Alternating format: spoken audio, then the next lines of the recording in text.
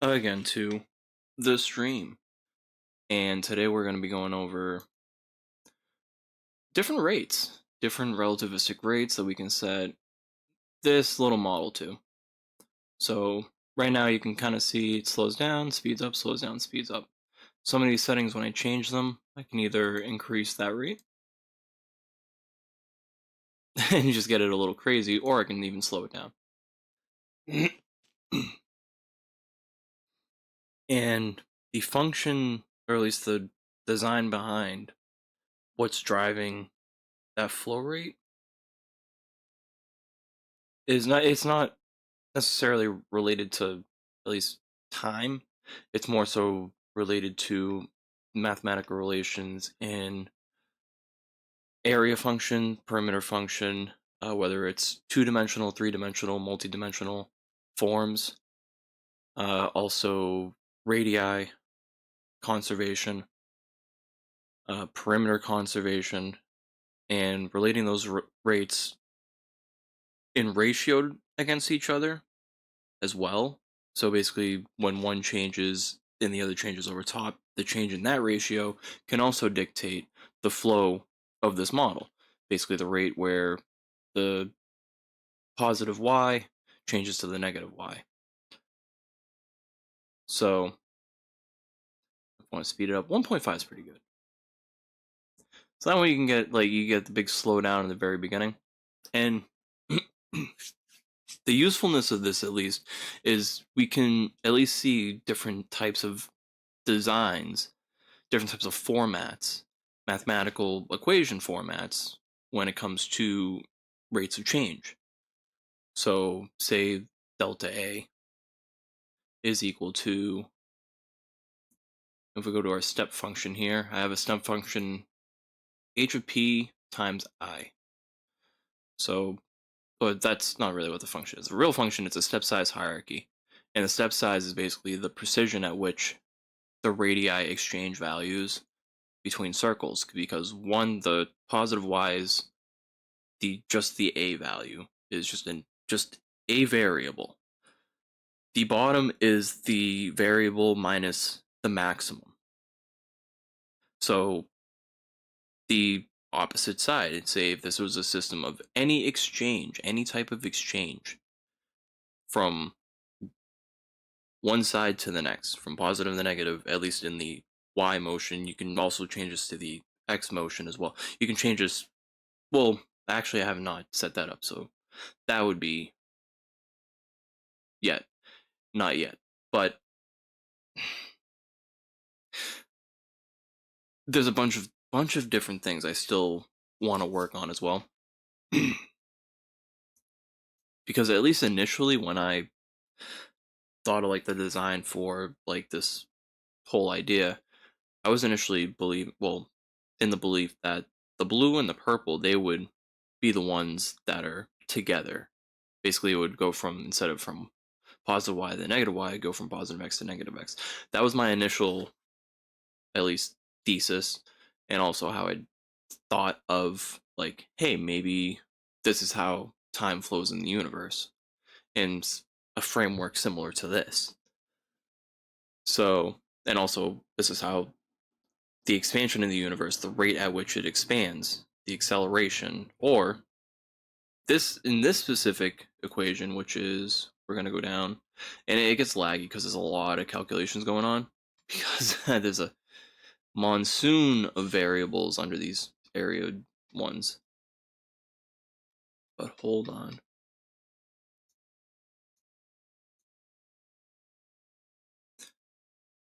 Do that. Boom.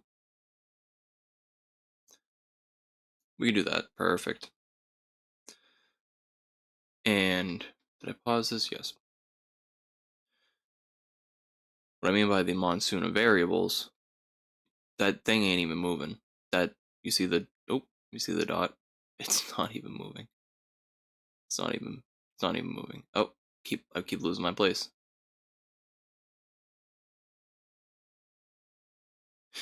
So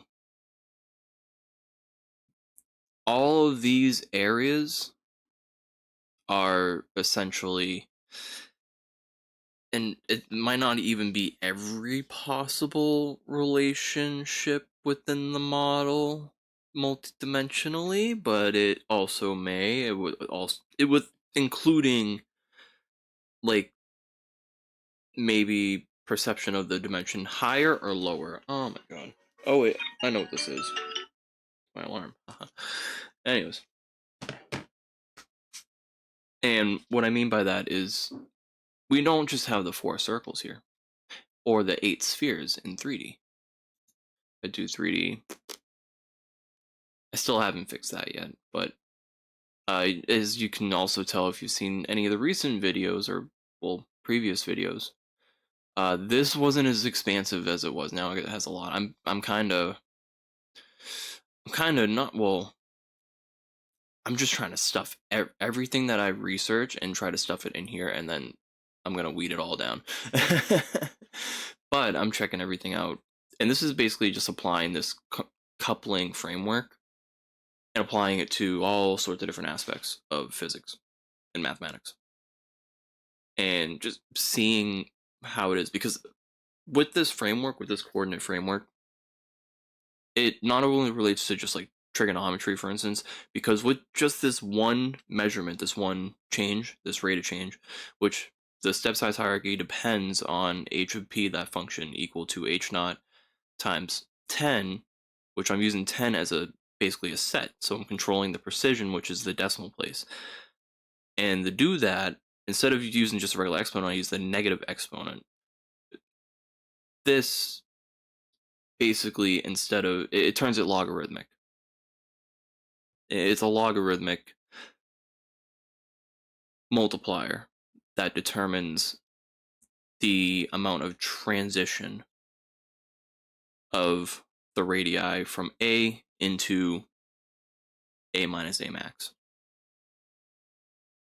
Because with the max value defined at some point, with this framework specifically being half a unit circle, and initially the reason why I did that, let me go to 3D so you can see this. I've added so much. There it is. I need to make some of the stuff bigger. Yeah, it should be good. Boop. I also need to fix this and center this. I can see kind of why this is like this, because if it's zoomed out like that, you can see literally everything here.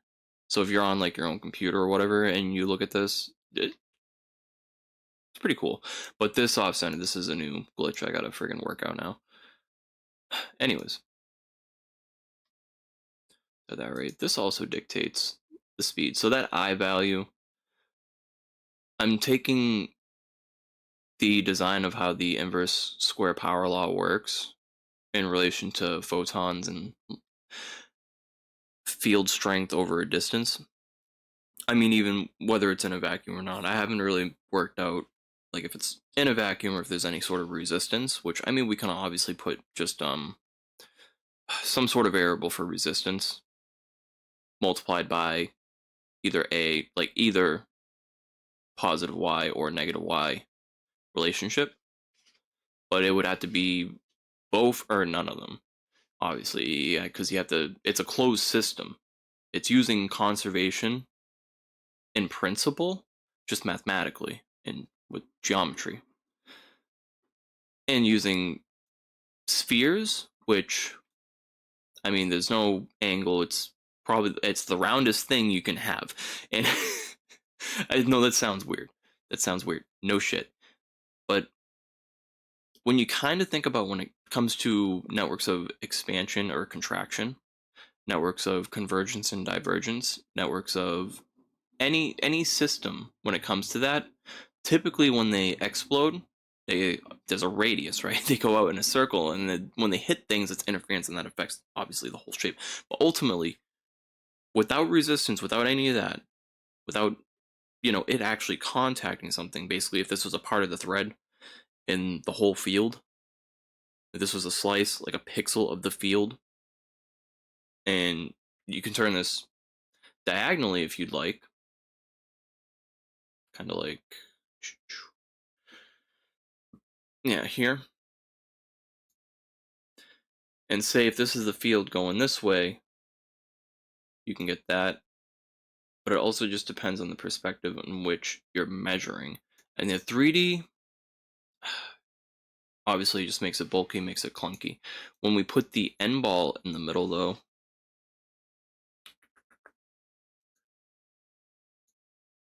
boop.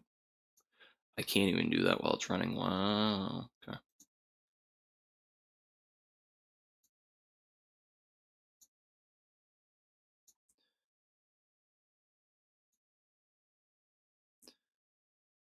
Those RD, where is dim? Oh, I still actually haven't put those in here. Oh, shit.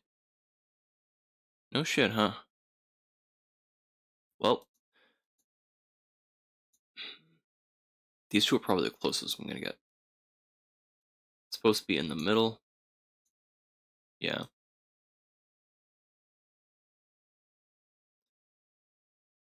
Oh, instead it's designed differently. Oh, this is like a 1.5. Hold on. Oh yeah, this is gonna also change the rate though. At one dimensional, it doesn't show up.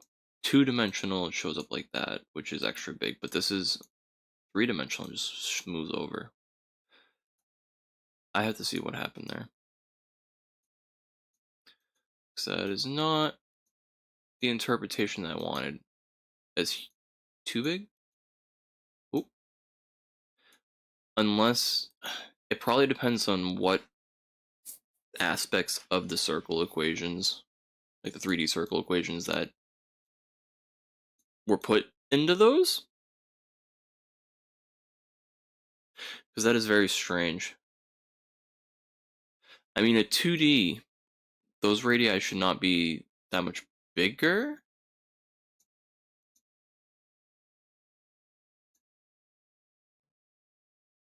They shouldn't be bigger. They should be.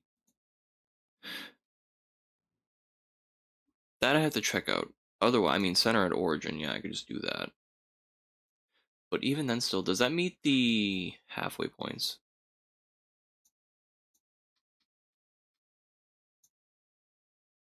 That is insanely fast. Okay, stop. I need to slow that down. I mean, the benefit of this is basically I control the I is essentially the power value that you assign, and the power value that I'm determining, since this is in the, I mean, exponential position, or what determines that, and well, logarithmic at this point, I'm just using the theoretical max scale of the amount of energy in the universe, kind of. So the power of 123. Or it's, I forget exactly where it came from, but I'm just using that as a placeholder for now. And then I'm obviously gonna, I can move it up and then get into more theoretical values and everything else to see what happens. But ultimately, this looks still not exactly right, but kind of cool. Speed it up.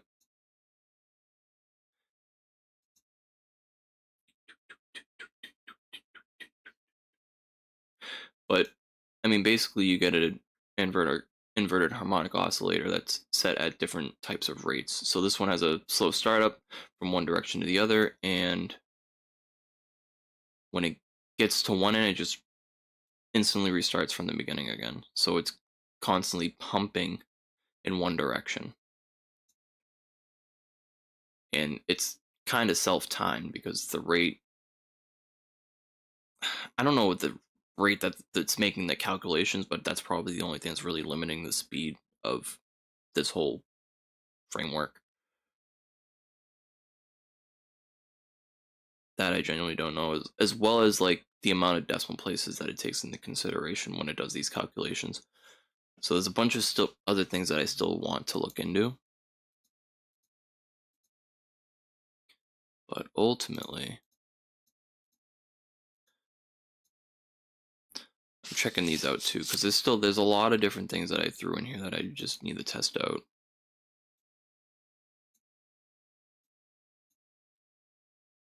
Hmm.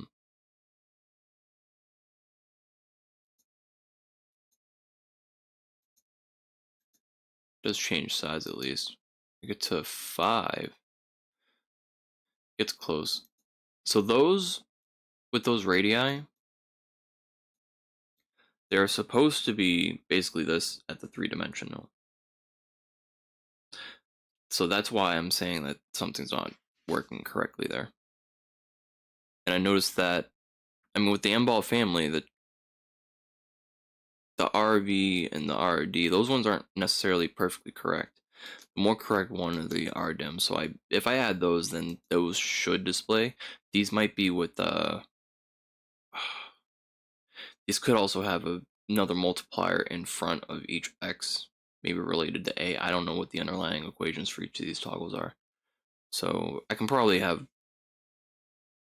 a compilation or just look into the code to see at least what it is and figure it out from there. But it's going to take a little bit. So that needs work. End ball shell. This is the other one I want to look into. Because I wanted Claude to correct this. And the fuck is showing, man?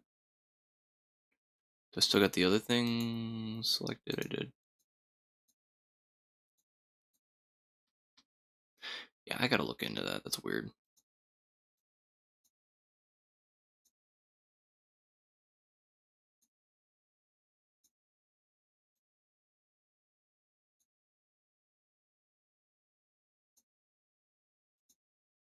Damn, it's still quick.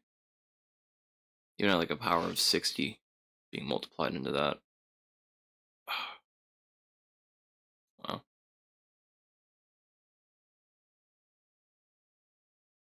So I'm gonna place you there. You were centered at the origin. That's strange. In fact, I'll place you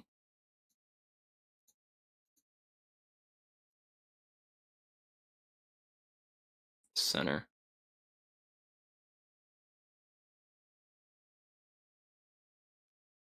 If I can get there. Whatever. Close enough. 3-dimensional. Yeah, why is it like that? I also gotta. This is insane. It just keeps throwing shit into the title. So I need to work on that too. The other weird thing I want to point out, at least with Claude, is every time that I've just simply been asking this, it's not only been because I'm just asking it to compile a list for me, but it's also been implementing it on its own into this model now, which is interesting. So I gotta check to see what updated or what how it's assuming, because that's I do usually a separate, and this is what I type in separately, but it's also been giving me the report along with an updated version of the model.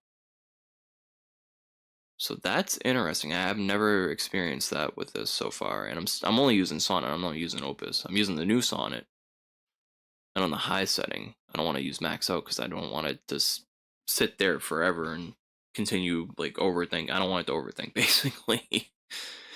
I just want it to be thorough enough and able to ensure that it's not doing too much and not going on forever and honestly using so much usage because I actually want to get stuff done. uh but yeah, it's interesting, and all I'm saying is using this model of consideration of all possible toggle combinations. Compare each and everything within the entire code of the model with every project file in order to compile a comprehensive and detailed list of each and every variable, animation, model, function, equation, concept, value, relationship, and aspect relative to the existing relationships within the model from the project files that is not currently included in the model, and include a respective list of how to implement and integrate.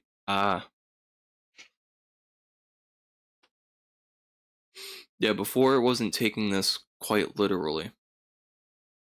and integrate each and every one of those aspects into the project files that do not exist in this current version of the model.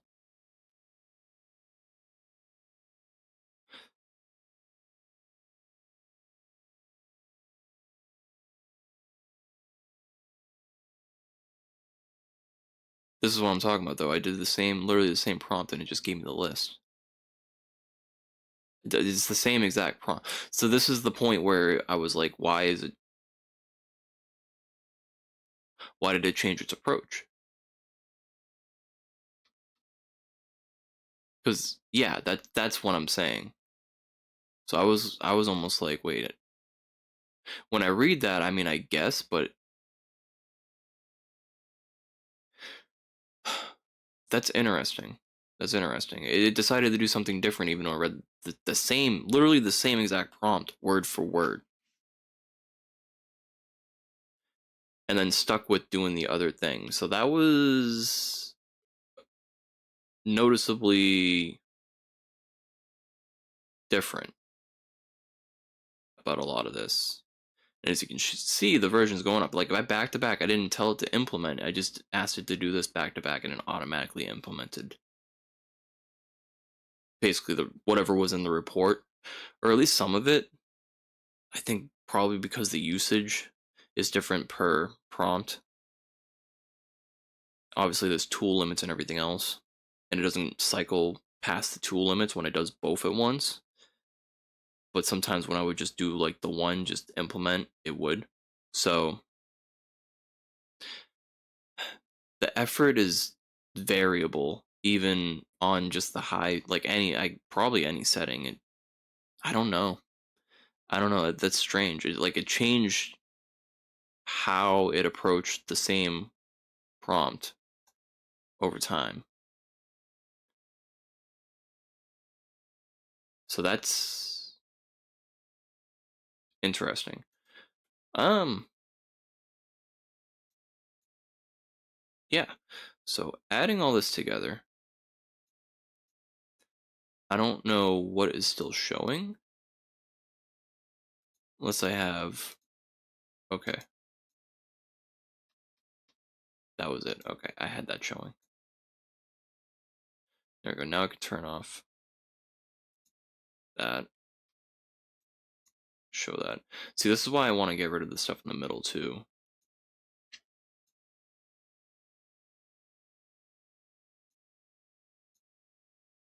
Super fast.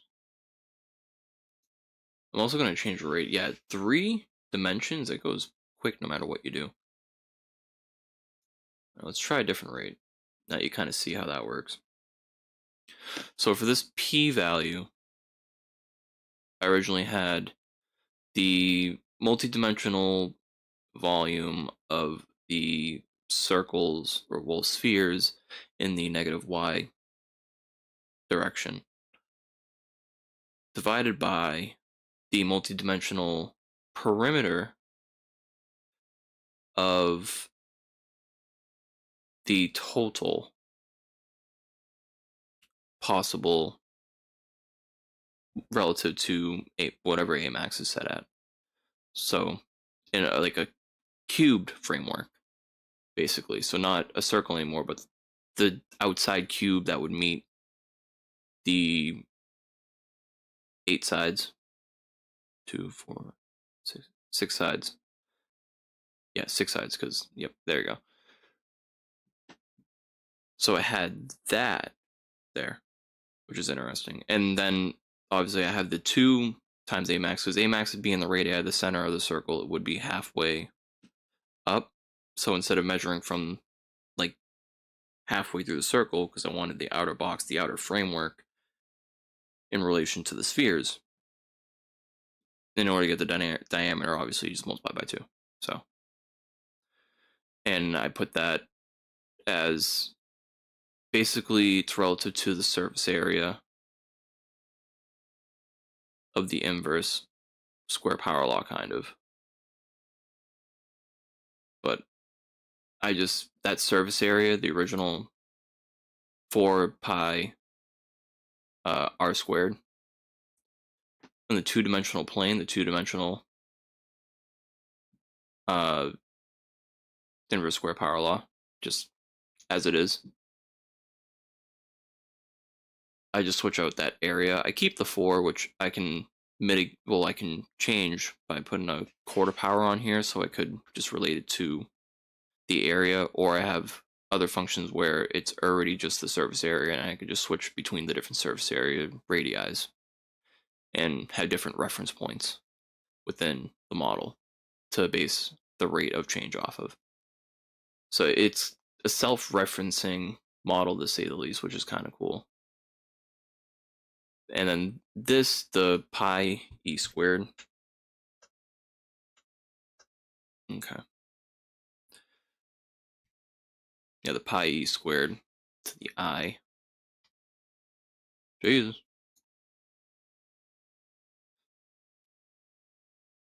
That is the same as, I'll just pull it up.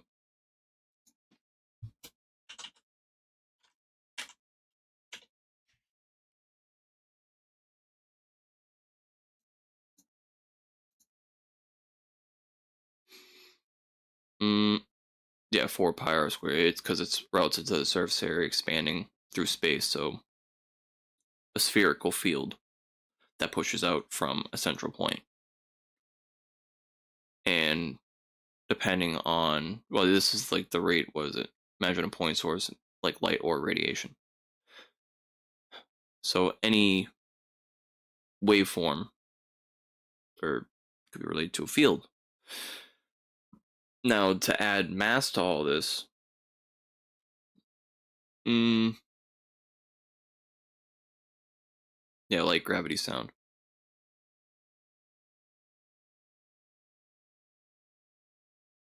The hell? Oh, it's because it's the fucking AI implementation. Oh, I hate new Google, man. I don't know. Bro, I just want the summary and some sources, okay? But I mean, obviously, the equation, I know this is the AI telling me, the equation is 4 pi r squared times the intensity, I. So there was 2 ways I kind of looked at just that formula, where obviously you see pi r squared. You can consider that maybe substituting in the area reference. Keep the 4, and then keep the I. So basically you just change R to whatever reference point, whether it's from the positive Y or the negative Y aspect. When I consider subtracting an iteration, or well, -1 when it comes to the step size factor, so I could implement maybe a different system between the other 2 spheres and what I'm talking about. I'll just show. So you know how there's one there, and let me squeeze over there.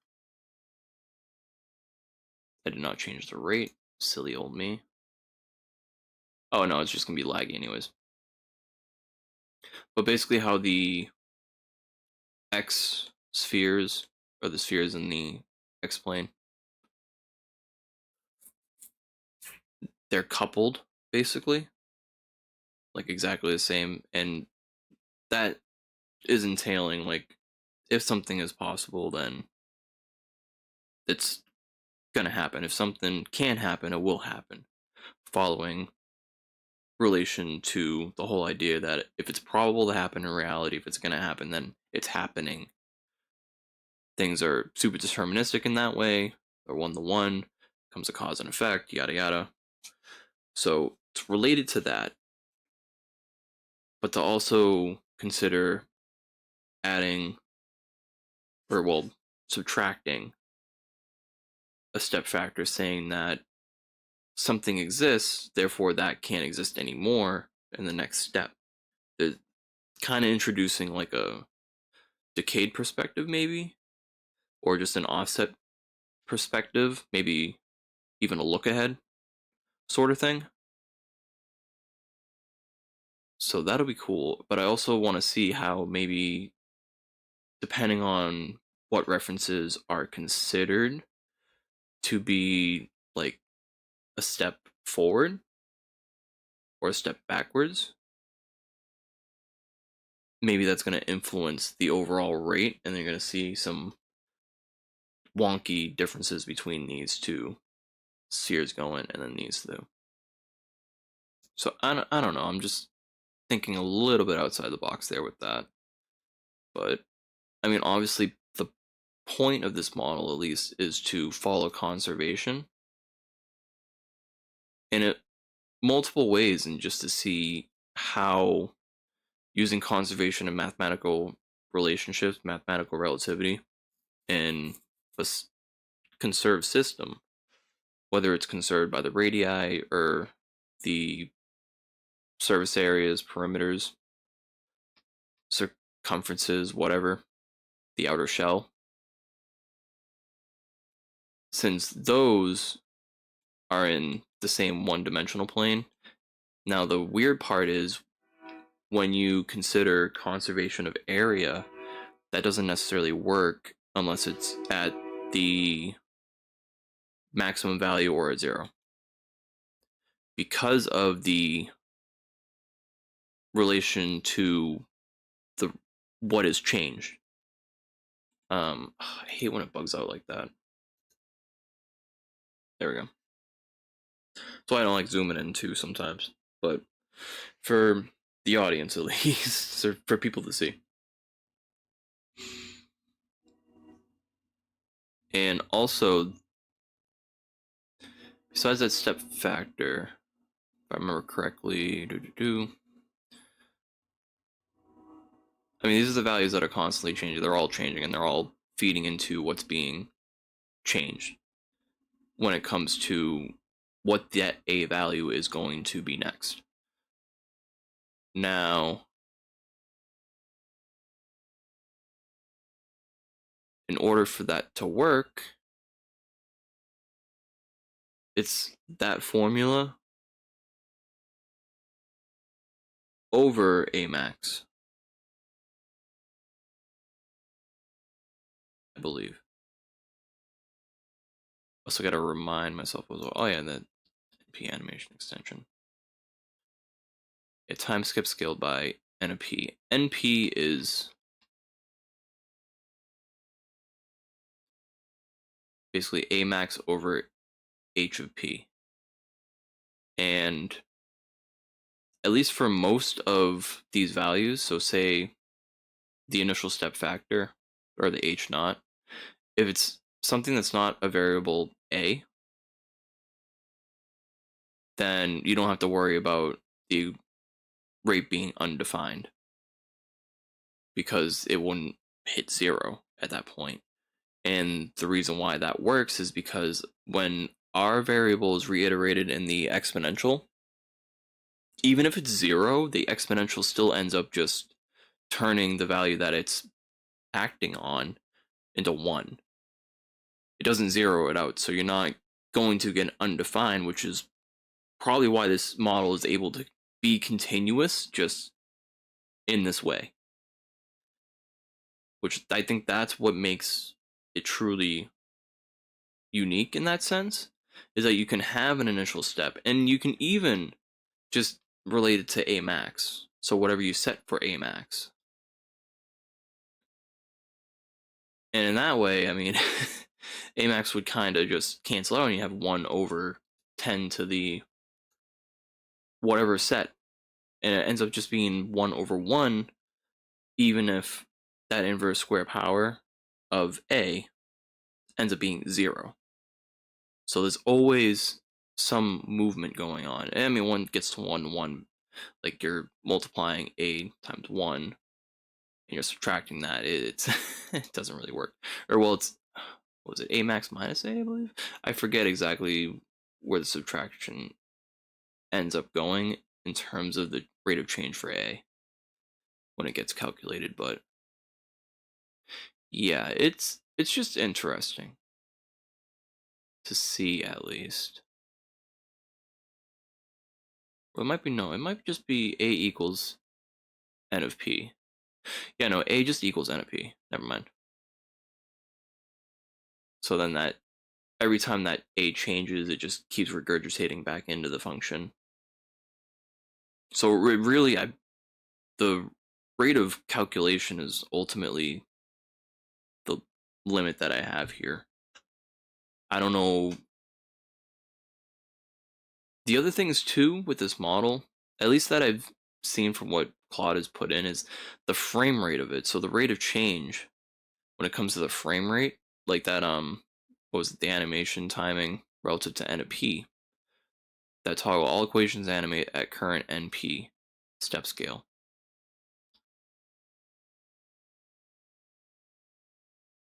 So, and that's the a max over hp maps model precision, and say it references cosmic scale being p equals 60.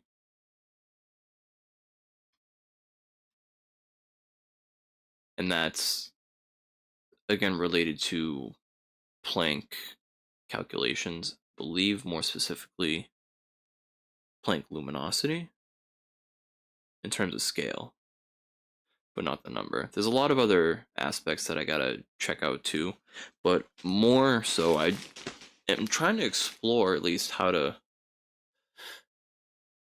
have the speed of light kind of come up naturally, as well as like Newton's gravitational constant and a couple other different things. Because I mean, it's one thing to just put those variables into this model, but it's another to figure out different settings, different rates, different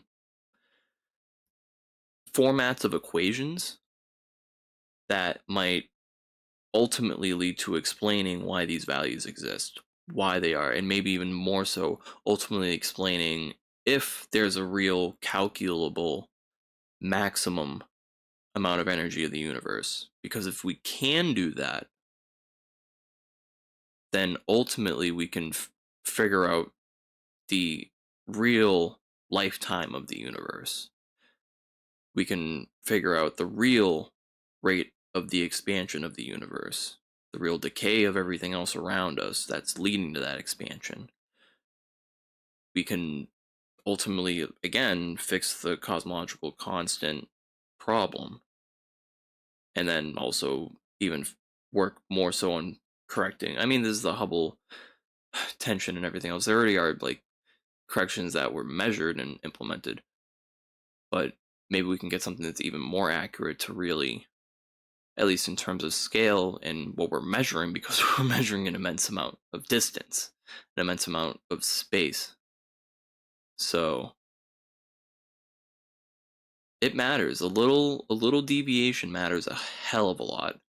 And I mean, that's where, at least recently, when we've been looking as far as we can possibly look, we've been getting weird artifacts popping up. So there might be at least different ways of finding underlying dynamical equations, and I guess hidden variables if you want to consider it like that.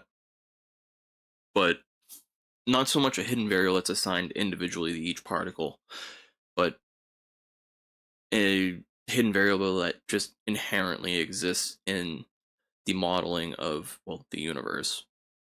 How energy is able to transform into all these different forms. How we exist. And a lot of the questions that at least we have left in terms of like fluid dynamics, mathematics, and the millennium problems and shit like that. I feel like obviously the proofs in those are toward the end of the line. And at least with aspects of those being figured out, maybe if any of these formats or any of these rates help. And more so, with some of these rates, especially with the radii, because one thing at least I learned recently, I mean, you see how this a is to the power of 1 over n? Fractional exponents are just square roots. Multi-dimensional square roots.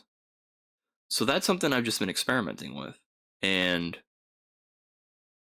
from at least multi-dimensional analysis, geometrically, it is a very interesting way to normalize a lot of different rates on a lot of different aspects of geometry when you're making these sorts of various different rates. So that was, I mean, it works. It's very cool to see, especially exploring the different types of radii that we can assign. And also with these z's, again, like I said, that all these different areas you can assign to any one of these, and the rate of change of those areas. So I had to have it set to standard though. So the standard, this I can leave as this, kind of, or maybe I'll just go to a, what is this? One of the 10 minus a? Oh no, minus n. Yeah, so, okay. Do 1 over n. That'd be like the square root of 10.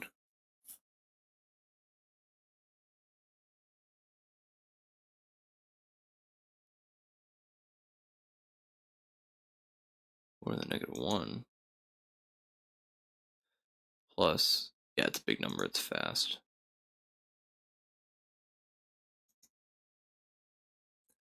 Over the n plus 1. That's interesting. Yeah, the n values, you get some cool stuff. That's the original h naught.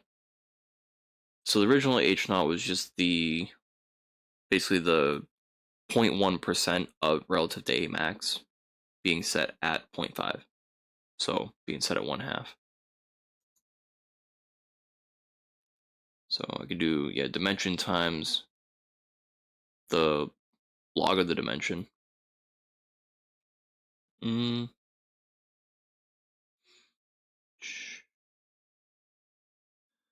Also have 2 to the 1 over n, 1 over the 1 over n. That just equals 1. Does it always equal 1? Oh yeah, 1 times, I guess, well, yeah, 1 times 1 times 1 times 1 times 1 times the square root of 1, it's always going to be 1. Silly me. And I have it equal to 1. Oh my god. I didn't realize that. Wow, that's silly. 2 is interesting. 2 is interesting. If I, depending on at least, let me not, no, no, no, no, let me not use middle mouse. There we go. It's at 3 right now. So it's the third root. It's squared. Yeah, 1.41, which is obviously bigger because e to the plus 0, that just means it's 1.41. Yeah, since it's bigger than 0.5, that basically just means that this thing goes insanely fast.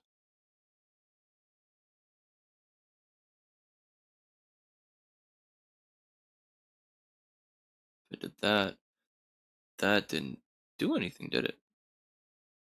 2 to the 1 over n. So the third root, I did the fifth root. Fourth root? Yeah, pause. Ah. So the calls aren't there. Oh no, it did change. 1.18. It doesn't get that. It just gets closer to 1, doesn't it?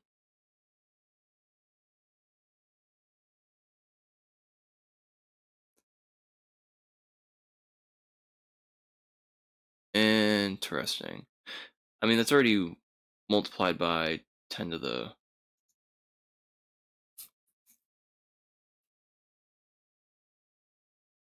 log. Yeah, it just gets closer to 1. Huh. Let me see what that does.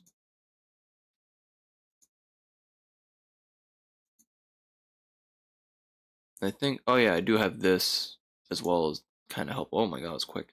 Oh. Meow. Oh. Meow. Alright, it's one of those ones. Yeah, so if you, I mean, take either pair of circles and you just imagine the path, the rate of change on the path.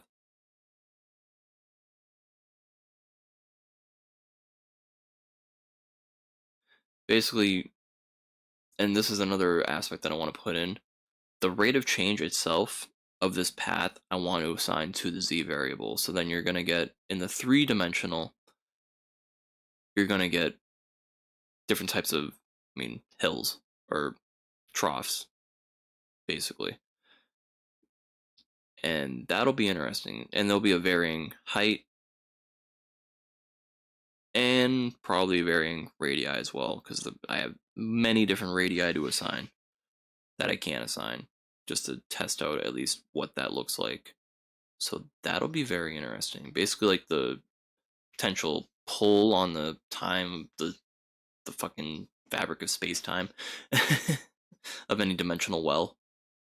So I don't know. That'd be interesting, and it would be basically almost any dimensional well with all the different formats that I have, because that z variable, if I assign that z coordinate to basically be the rate of change, so equal to, either HP or NP,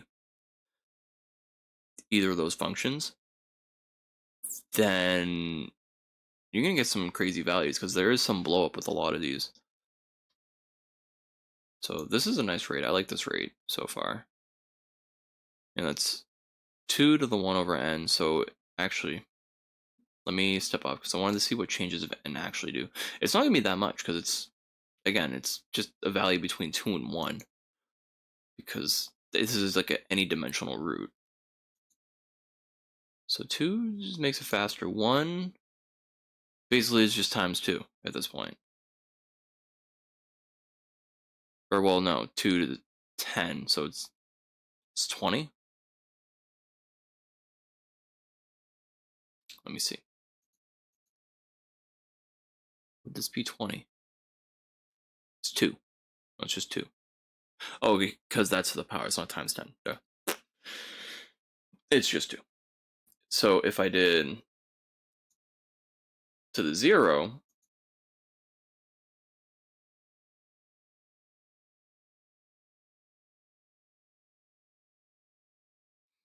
now that's undefined in the top.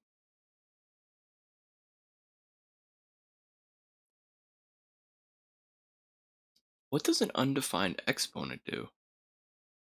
Unless it just makes it 0? If I did 0.5, ooh, speeds it up.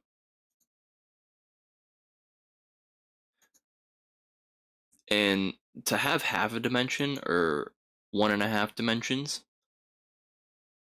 you can kind of think of that as interdimensional. I don't know. But they are values.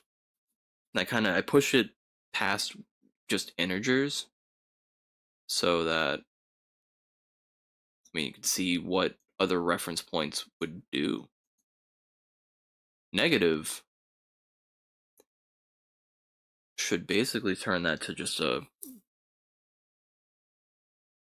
regular square root at that point, because the two negatives would cancel, and that would just be. Do I actually wait? Do I have? Wait. Let me correct myself. Let me come correct. No, there is no negative, so that turns it into a logarithmic square root? Multi-dimensional root? What? Does that exist? It does stuff. Does that exist? I'm gonna look that up.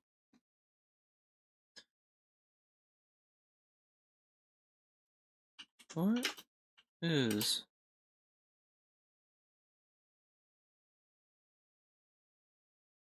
so x to the power? I'm just gonna type in a variable, 1 to the power of negative 1 over 2. Let me also. What is.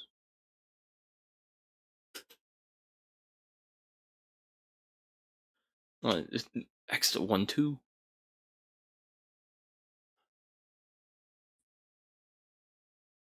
Written in radical form as 1 over the square root of x.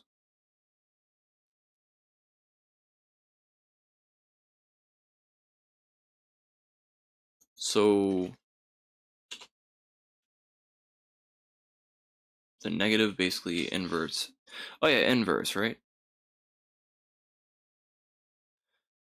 1/2. Okay. How about 1 over n? Sorry, I got hungry.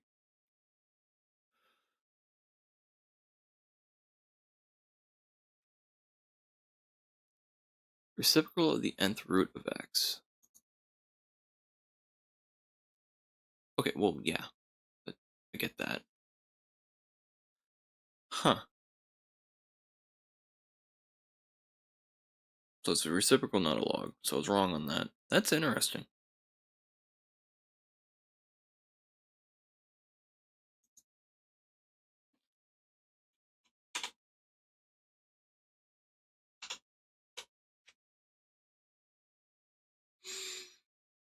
Yeah, 1 over x squared. Okay, so it just changes that into a fraction. Oh.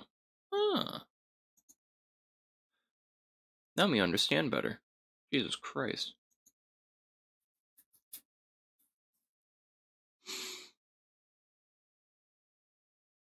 Oh, yeah. Alright, yeah, and then even if it changes that to a fraction, it's still, no matter what, is going to equal 1 at the worst. No matter what the exponent's going to be. So, yeah, it prevents it from being undefined. Huh.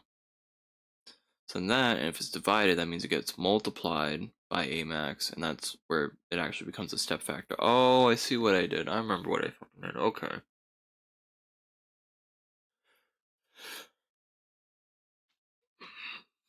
Yeah, I've been rushing through this.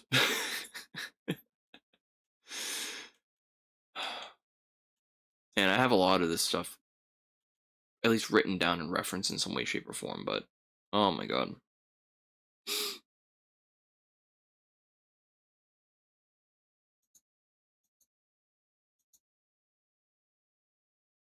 Alright, so that's cool. That's cool.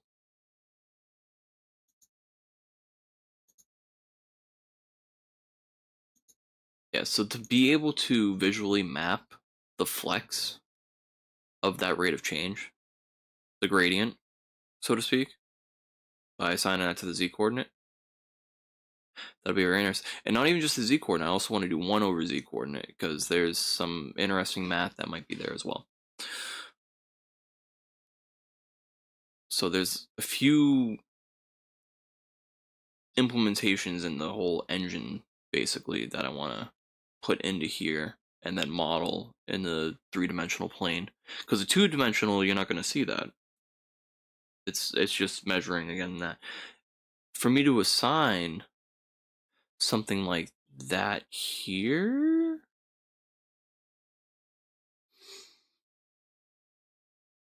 I don't think I could. I don't know, unless I don't know if I took away basically the negative exponent and assigned that to the other two circles. So instead of inverse, it would just be that, but then it would be a max divided by that. But that number would typically be a fraction, so that means this would blow up, wouldn't it? So at a max, it would go the opposite way. And I could have just had that as a toggle setting for those two radii. Huh.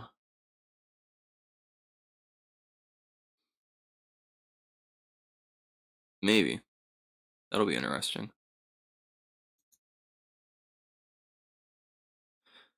Hmm.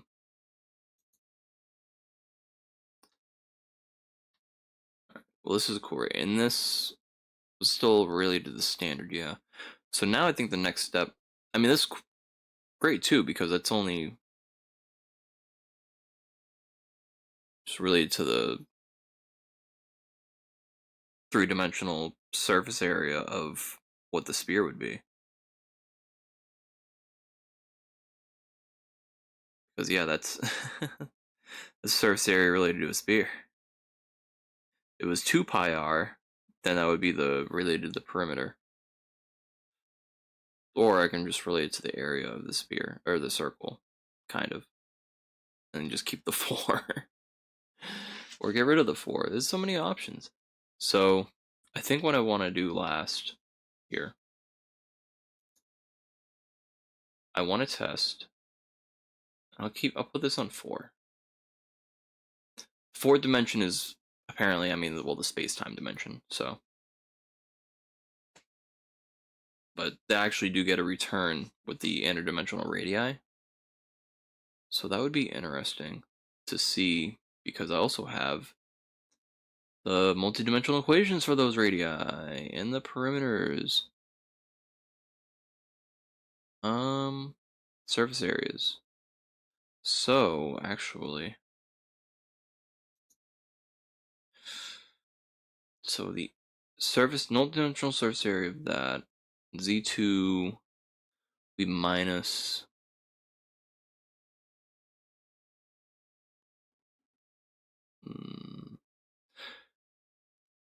volume minus the surface area isn't really meaningful.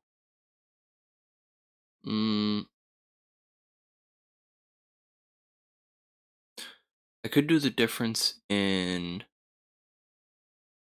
if this is here, if it is, shit, this is gonna, oh, oh, this is bad, the scrolling, I need this window to be bigger. That's the big framework area. I don't want it to be related to that. I want it to be related to,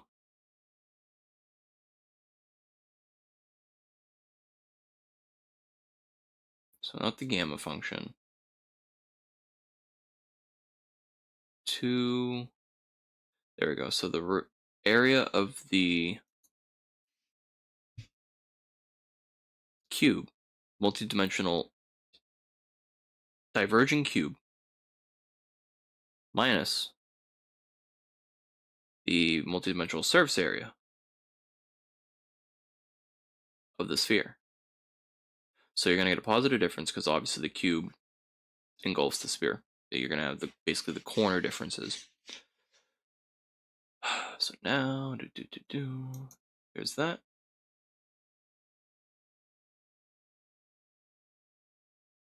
Wait, that was, oh, that's volume, not perimeter. Did I want to do that? No, because the perimeter is going to be bigger. It's going to be different units, different dimension. No. Maybe the area. Maybe I want to stick to the area real quick. It's right there.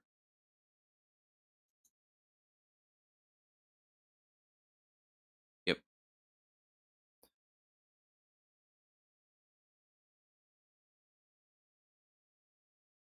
I don't think it's that much of a difference. See the n times. No, that should be right. Fuck. Wait, what do I have n set to?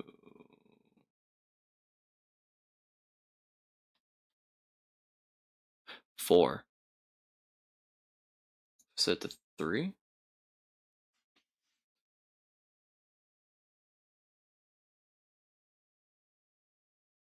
Huh.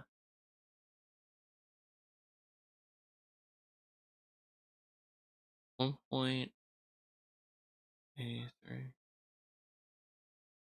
How's it the sphere volume? Maybe in the cube volume. Maybe.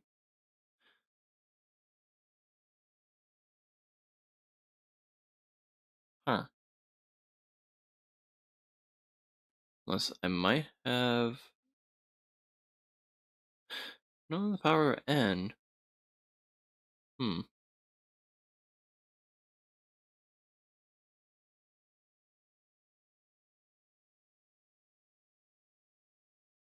Do n plus 1.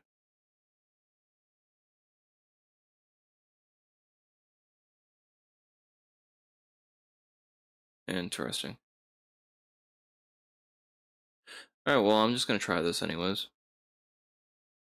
And then let's get the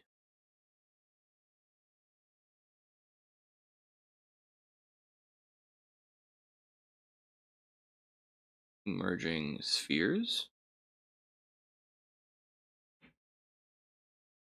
All right, that row actually works. So MA or extra? I'm gonna do extra. So the cube minus the circle.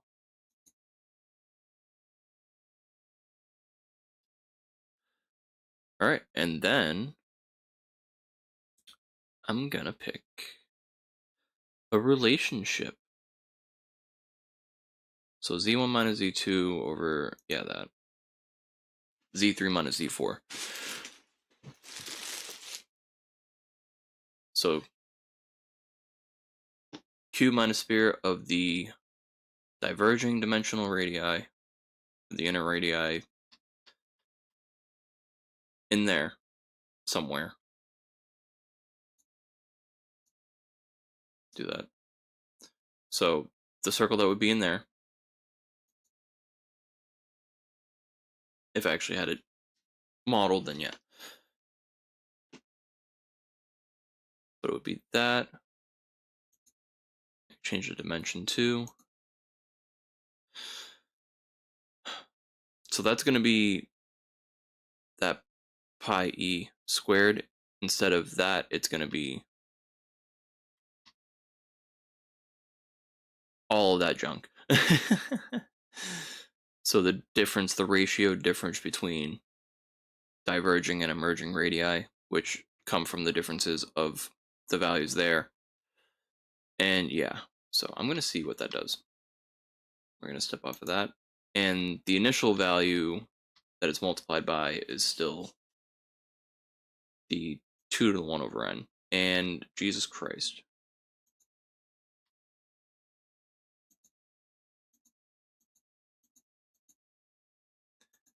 It genuine. Okay. Okay. Oh, okay. Just goes insanely fast. Okay.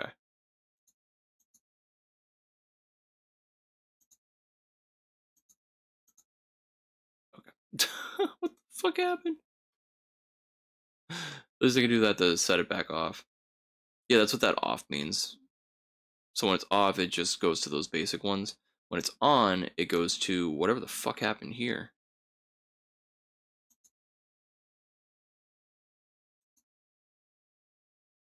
I'm curious what broke. Because that was showing me a value, and now it's like, nah, I give up.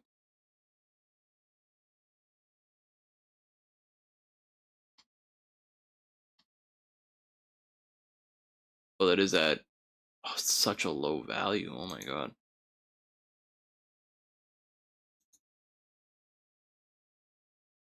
What did that do?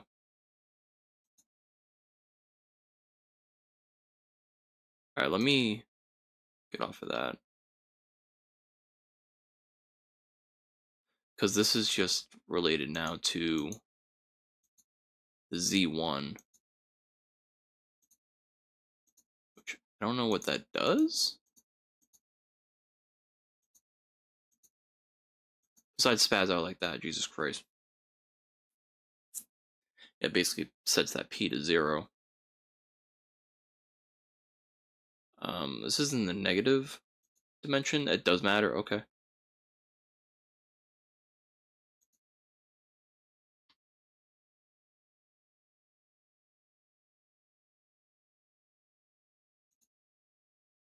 Okay.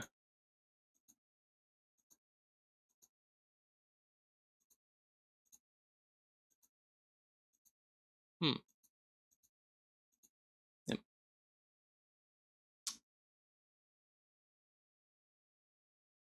Hmm. One dimensional?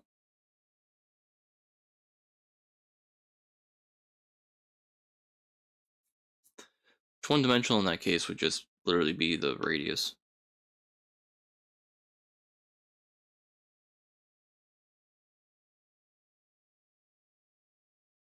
So that would just be the change in that diverging radius, the r div dim. which is a times root n minus 1.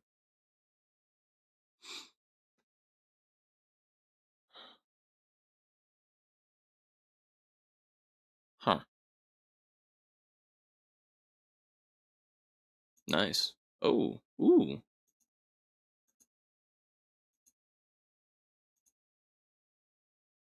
Slow, fast, slow, fast, slow, fast. It's one directional. If I did -1, if I did +1, I did -1.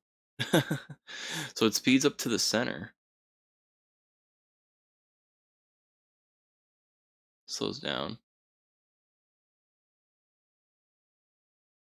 So it's a small value getting subtracted. What happens when it gets past center? If it speeds up, that'll be great. If not, that's okay. I doubt. Now I'm starting to doubt more.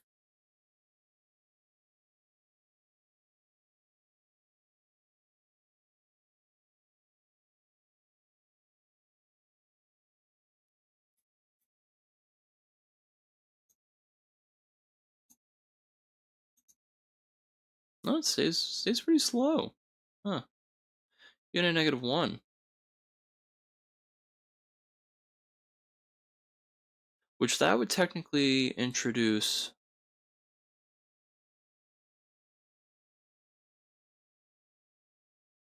imaginary numbers.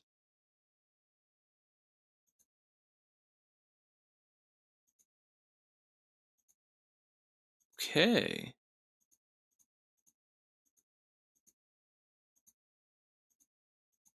At very, very, very high dimensions, it just goes spazzing out. 100? Not noticeable. Huh. 1/8 it does. 1/4 does a lot because it basically cancels out that 4, so it's just relative to the rate of that radii at that point, depending on whatever dimension. So 2-dimensional, it's very, very tiny. Because again, it's proportional to like a rate of the square root of n, which is square root of 2 minus 1.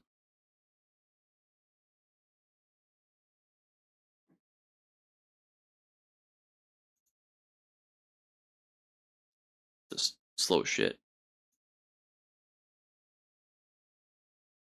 It's interesting.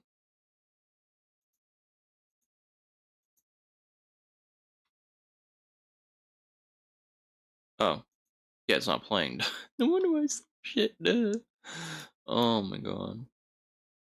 That's cool.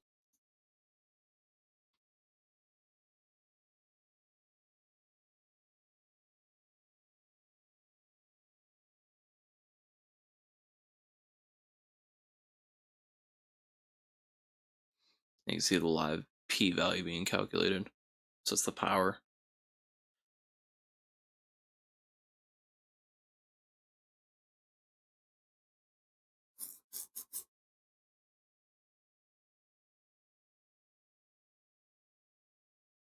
That's kind of cool.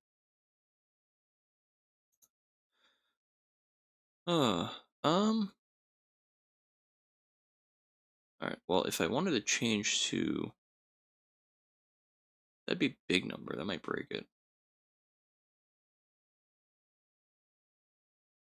What if I did? If I did big then small? Oh, why does it flip it like that? No, I want to flip the other way. Yeah, like this. That's a big number though. All right, super fast. I can already tell. Okay. Okay. Okay. It's no slowing down. No. Nope. Imaginary number? Nope. It's broken.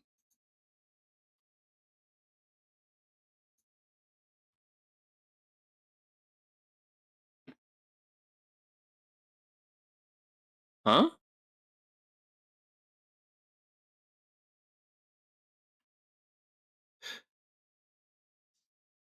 Okay. It's not broken anymore. Change A max to 2.588. I mean, 2.58 is still tweaking, but this, it's not.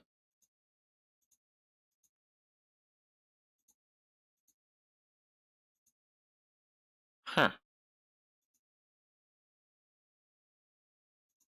3?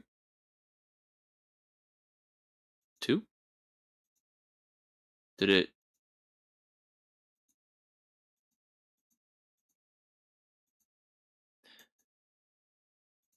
Okay. And then it breaks.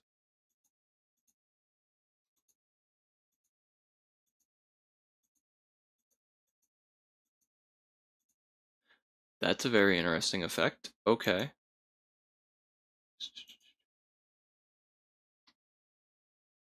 So if it's caught, if it doesn't hit any of the ends, then it doesn't spaz out. But if it's in the middle,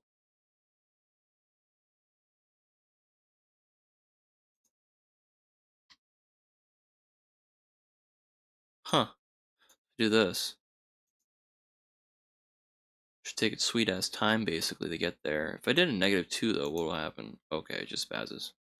If I did it a -2 from the other direction,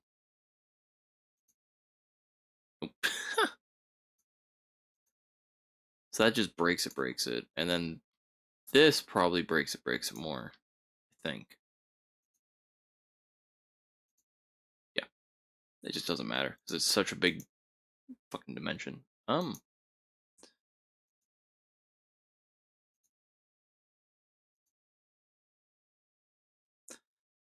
It's interesting.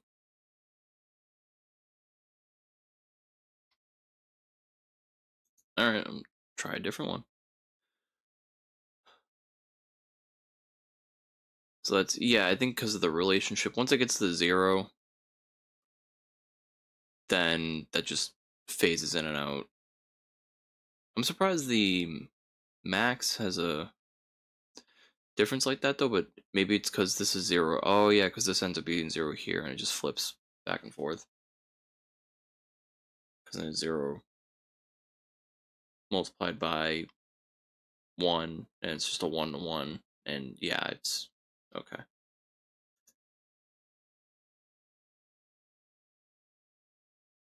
And then this was the minus minus, and this is where it was spazzing out earlier.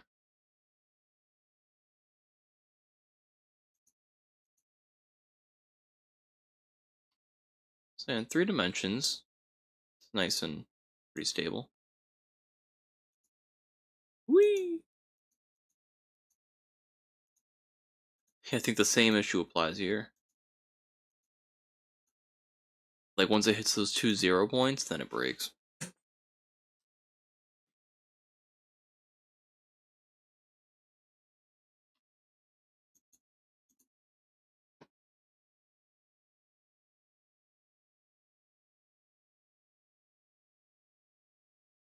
Yeah, it's probably also mostly because of this. If it was any other like actual value that wasn't 1, then it would have a different. It would have any fractional step relative to A max. So then it wouldn't be broken.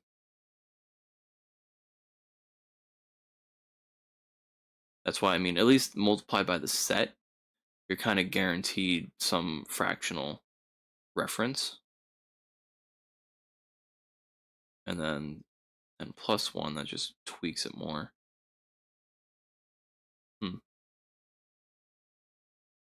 Square root of A.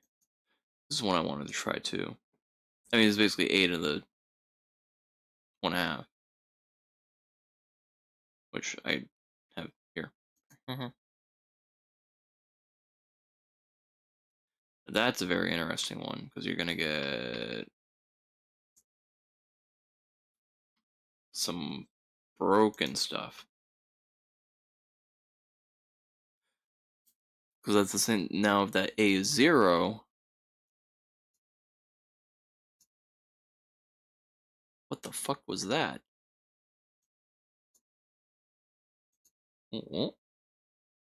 Huh?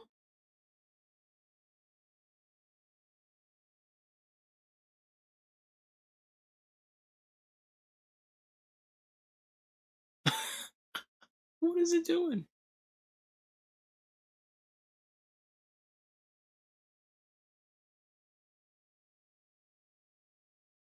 Oh, it changed where.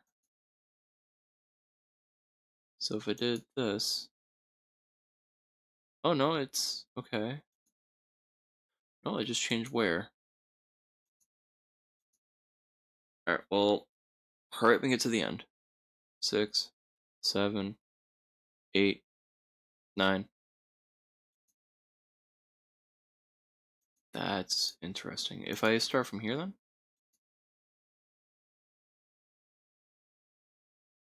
I think I see where the cosmic scale reference came in. Okay, that's cool.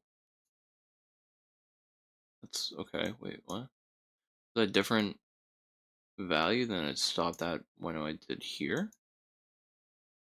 Wait, no, it's the same 2 3 2 2 5. Wait, 2 4. That's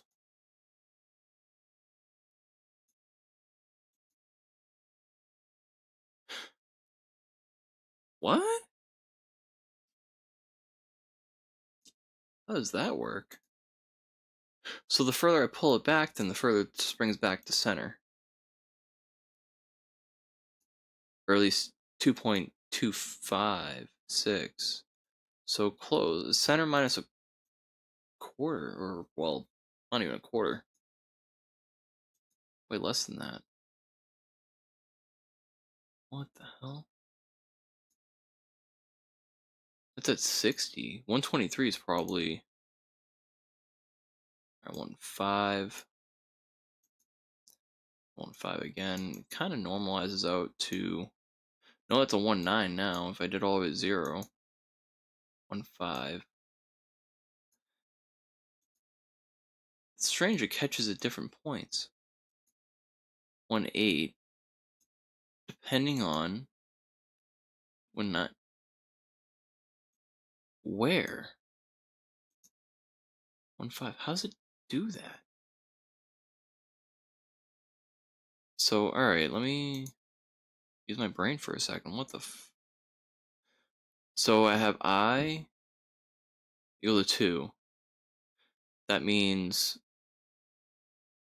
that's, well, 2 times 4, it's 8. The area equation now, because I have a times square root of n, which is square root of 2 minus 1 in this instance, squared, because it's the area of a square in 2 dimensions, because that cubed root is not really a cube. It's not supposed to be really a cube. So it's the area of a already small cubic radii minus the area of even smaller, well, circle in this case, over the difference. And this, so the cube extra dimensional. Oh, Scotty boy, I think I know why. That's weird. Because the extra dimensional equation is weird. It's weird. It calculates very weird. It calculates incorrectly, to be exact, because it's not supposed to be more than. I mean, the area. Pi times small s, maybe? Because the extra dimensional one is supposed to be a minus a max times square root of n minus 1. So maybe, I don't know.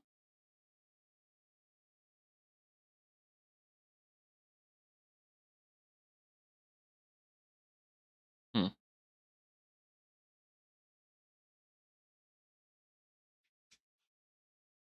I could try the MA, the emerging dimension as well, but actually this might be correct. This might actually be correct, because this is also on the side where that small radii is going to be bigger by a good proportion, especially, I mean, the I is 123 now. Let's do 4. Ooh, flew. That is interesting. And I mean, it's the ratio of those. So when we get over this side, you see, that's what throws me off. Because over here, this amounts all the way then, all the way up, zero point 0.5. Yep, yep, 0.17157. So zero point 0.5 times root 2 minus 0 0.5, and then square that. Should get that. And that, okay. This, if I move the slider all the way to the other end, these two numbers should be on this side. If it's correct. If not, because even if it's squared, the negatives should cancel out in that case.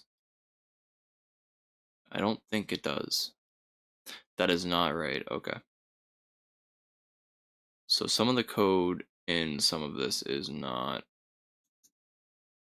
properly representing. Yeah, okay. So that's what I thought. Yeah, okay. Yeah. Oh, man. This is the positive normalized one. So that negative really throws it off. But it is an accurate reference. That's the thing with the extra dimensional, which I think I might honestly rename to emergence. Divergence might turn into the emergence, and then convergence is going to be that, because I think that seems to be a much more proper definition of the spread. Because I don't think the measurement's wrong. I don't think that's action, that rate of change is necessarily wrong. Because the relationship, it kind of makes sense. But I think the way that I named it is wrong. So I'll have to look into that a little bit more. But I mean, otherwise, this is like the normalized version. So this is like a actually fully conserved interdimensional. The other one is subject to a little bit of blow up, I suppose. But blow up to a point where it doesn't break it. It actually shows something, which is very, very interesting. All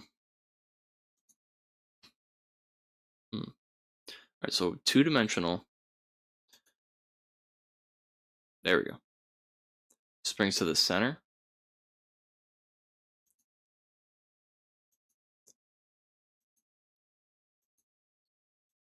Springs to one side. So which it came from here? There. That just kind of reset it. Hmm. I don't know if it's decimal place. Let me start at a high number. I want to see that effect again. What the flew that way, okay.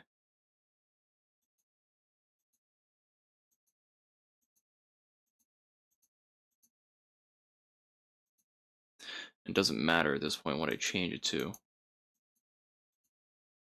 Or it does. It affects P, actually, substantially. Get that. See, that one I get a 1, even at this point, for P. P 386, 21, 6.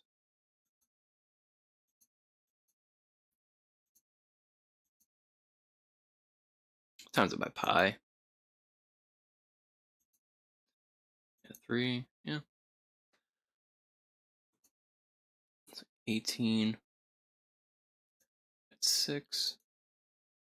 So 9.42, 18.84.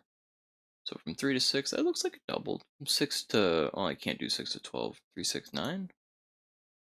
And like another 10. We're almost 9. 9, 18, 27. A little bit. Decimal kind of carried over. That's interesting. So with every multiple of I, you get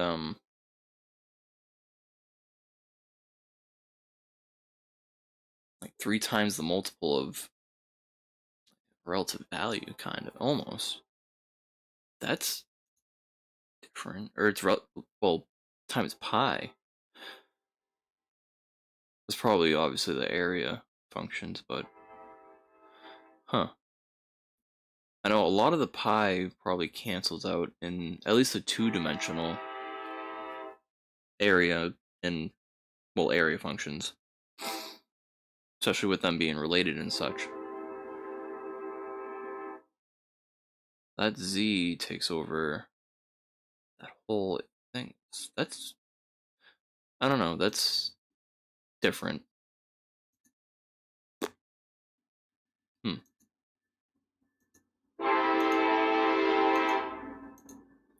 Choo choo.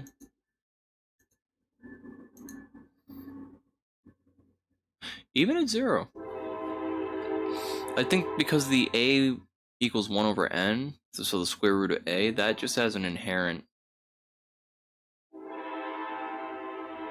I mean, well, one way about it, obviously, because then when you get to the other way, you're going to have a different value, I suppose. I'm wondering how it does that. What if I did -2? Oh. What if I did a big number? No. Just basically breaks at that point. -10. If I did a bigger number here, if I buffered it, can I buffer it at all? Nope. If I did from the middle instead of the sides, does it fix itself? Nope. 1.5 it buffers, okay. 3. Ooh. Just flew to the center. See that again? Okay. Flew over there. And it breaks. If I did this. It break. Did this. It didn't break. Broke there.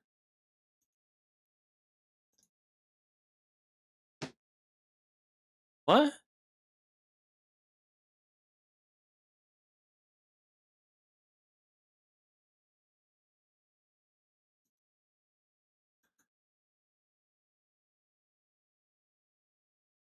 '60, that didn't break.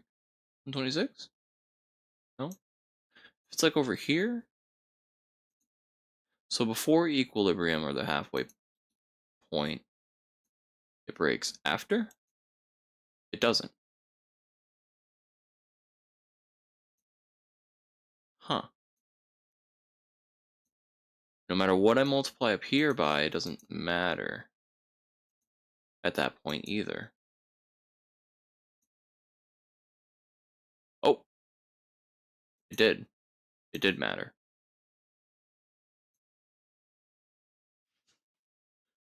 This is a different part from up here. Yeah, because I saw that p-value going down. It is going down faster. 1.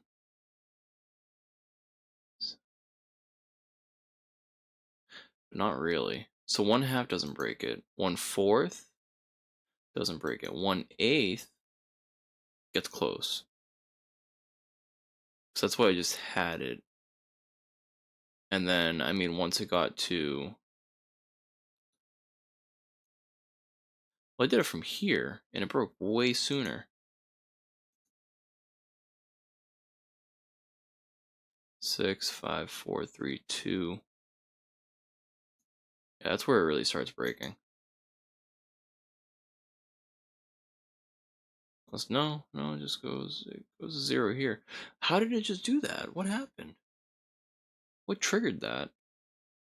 So 2 point, let's say 2.51.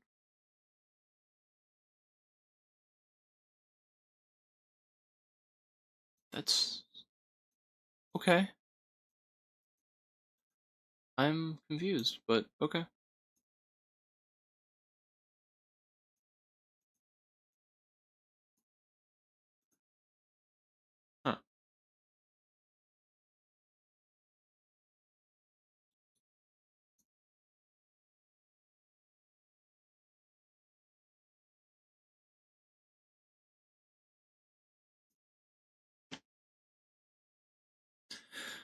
Well,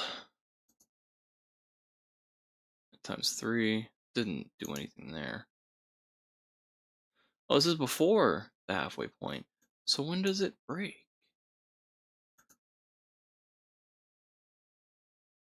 I don't know what's going on. It's a random rate generator at this point. What the fuck? Yeah, the A1 over N. I mean, it's probably because of this declaration here that it's doing some funky stuff. And then obviously these are conserved between each other.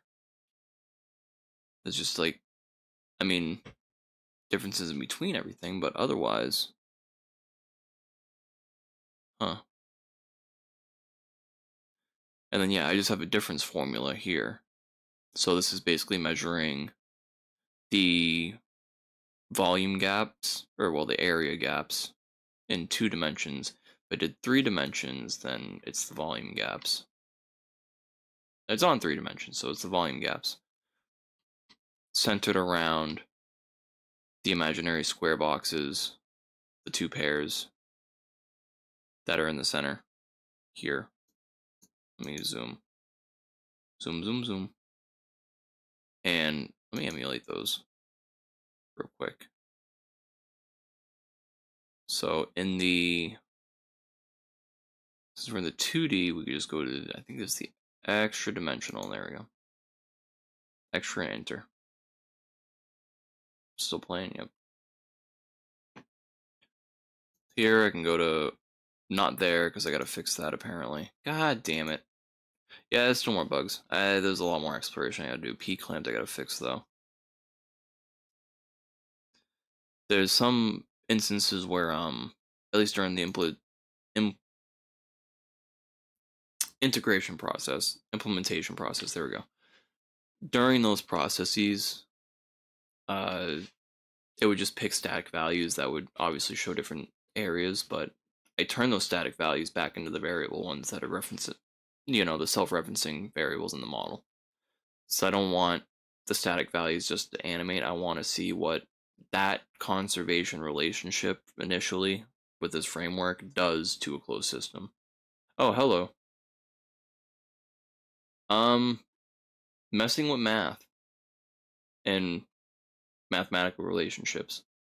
Sorry, I forgot to friggin' have this like this. There you go. So yeah, I'm just exploring uh these different graphs. So hold on. Oop.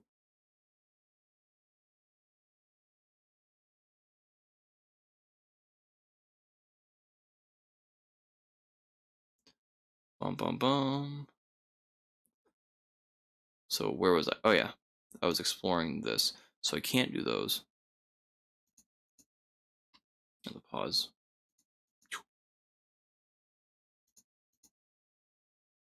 Do that. So the extra dimensional is outside referencing circles. The interdimensional are, I could set it to those, but yeah,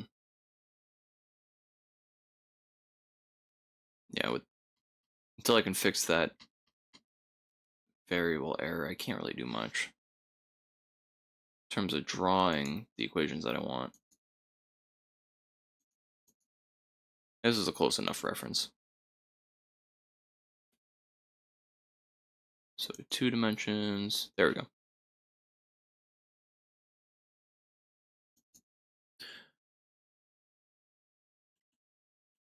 So what I was showing, besides, oh my god, this messing up on my ass. Actually, yeah. Boop, boop. There we go. And one more. One more. Nope. One more. There we go. So those circles, the ones that are meeting the 2 edges, those are the interdimensional circles. And they have a relationship in this conservation exchange in this system. So with that relationship, I'm dividing the imaginary box that would be meeting these edges. So from here, here, here, here,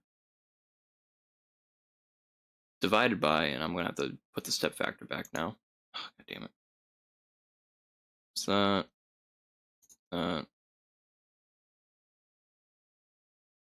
this.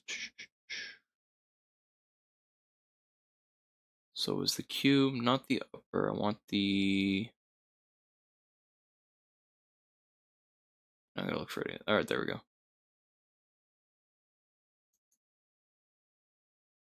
N times, that is area circle RMD2. It's not the same one. Oh yeah, that's a circle area, does pi. Where'd it go?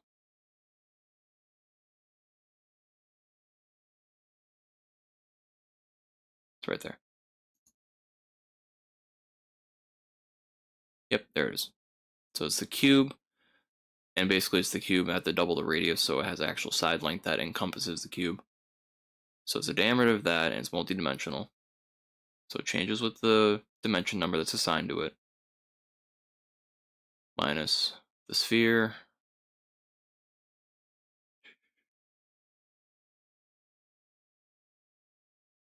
I need to find the C of n function.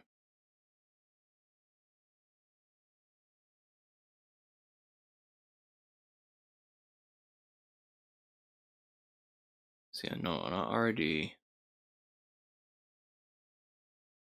2, getting closer. I feel like it's probably because the zoom's different, so the list is all moved over and it's confusing the shit out of me a little bit. There's a lot of auto flexing with this model, which I mean fit the screen, sure, it's great once you get set up with the menu, then yeah, then it's not that bad.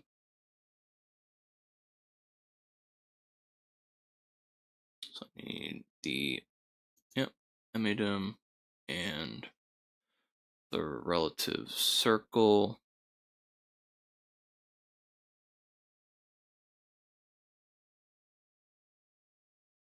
There it is. Cool. So now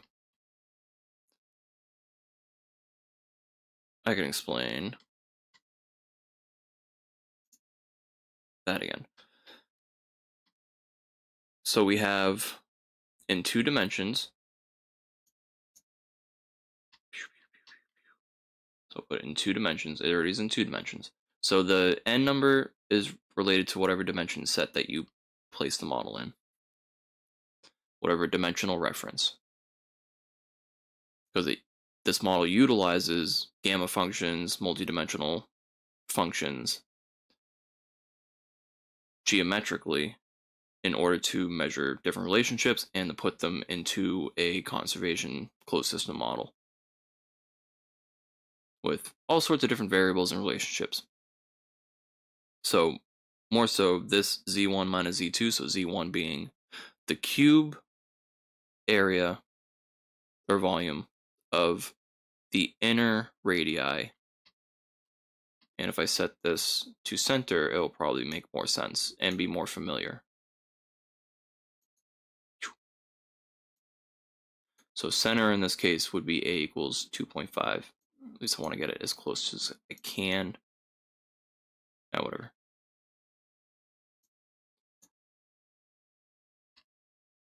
So there we go. So those 2 circles with those inner radii, they basically overlap. Well, they do overlap when all these are the same size. So this radius is A. This radius is A minus A max. So depending on whatever A max value you set is going to determine how far out these circles can go. And likewise, it's going to determine how far out the relative square borders are going to go, whether it's the square border that's following this or relative to the maximum. Because if you change the maximum, you're changing all those references. Which is great, because then you can kind of scale that. You can keep A as is, and then scale it in a bigger system. And the rates of change is simply just taking that A max value and subtracting, well, A max divided by the inverse rate of change of the relationship, whether it's of the areas of any of the circles or inner circles, and using some geometry as well, some Pythagorean theorem, in order to calculate a multi-dimensional variable radii here. So if I go to 3 dimensions, it should calculate for the 3 dimension, 4 dimension, etc. Somewhat. There's different radii that I have to explore and actually figure out which ones work in multi-dimensional cases. But in 2 dimensions at least, this one will work automatically. As you can see, that circle meets all the other ones. It fills in the space that's in between. This gap. This gap is where that distribution occurs from here to here. And if I can set with that relationship, that rate of change, set it referencing from these circles, then I mean, we just get the really cool rates that we just saw. And even taking it a step further, at least in this specific case, this specific relationship that I set, I'm taking the difference of the area of the square of both circles from the spheres. So basically the little gaps, the imaginary triangle gaps that you could see here, or if I go to the circles, squares,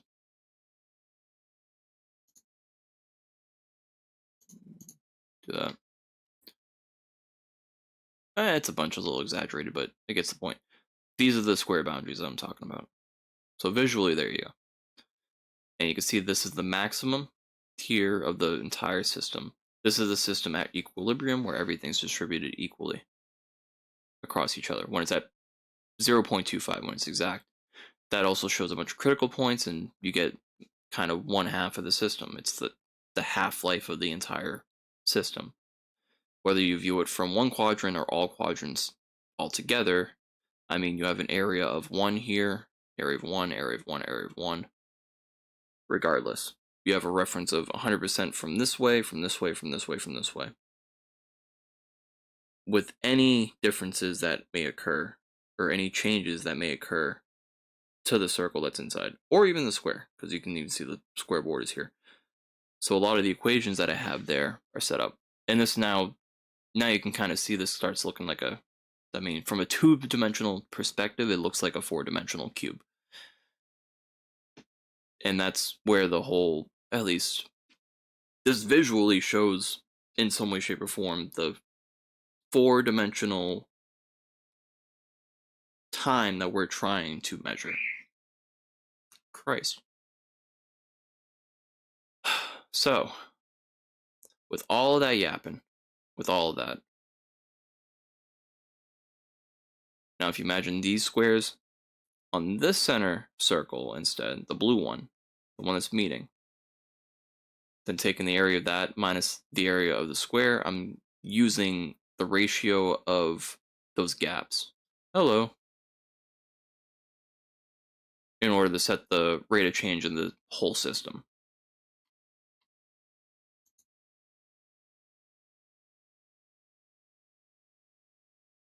Yeah, this is a lot of stuff. Friggin', when I put the video out on YouTube, I'll have the link to at least a clean version of this model, hopefully, or at least the link to the conversation so you can check out at least what the hell I'm doing. But yeah, there are some bugs that I have to go through and some variables that I have to fix. But basically, this is just a self-referencing mathematical multi-dimensional model using geometry and all the different relationships to set different rates of change and to at least kind of show, besides the speed that that's going at.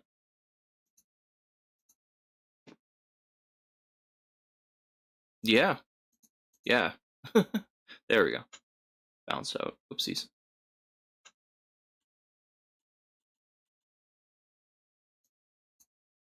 Now I fix my zoom.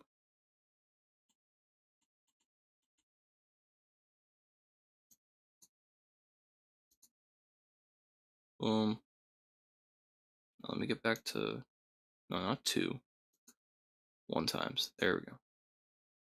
Maybe 1.5. That's good. The resize good? Nope. The 1. There we go.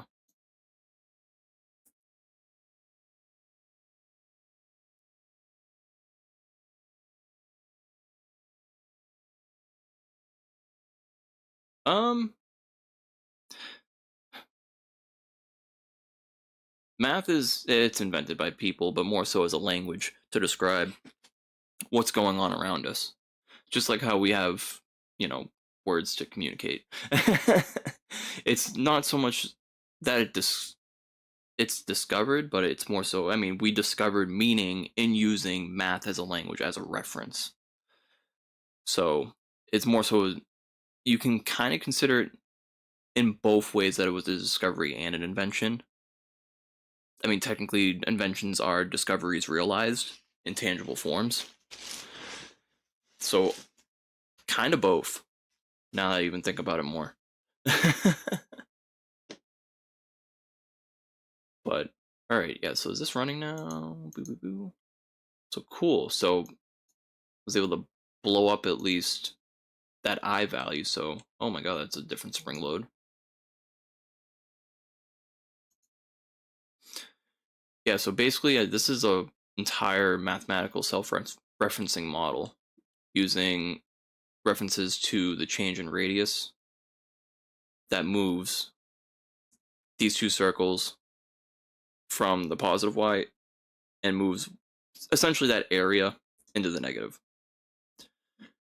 And at least theoretically, with this model and how it's designed, I know it's a shit ton of squares. I'm gonna limit that down a little. But I'm also kind of throwing this relationship, measuring different aspects of physics, especially basically whatever's out there right now, and kind of just looking at everything and seeing what happens. Seeing at least what might be useful, maybe different formats for different equations, just different ways of thinking, different perspectives, ultimately.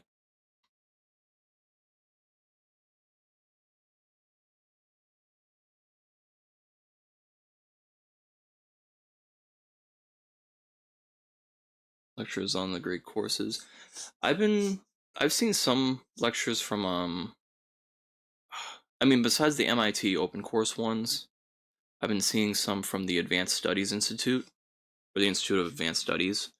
Those ones have some references, like with Midgall, classical and quantum gravity.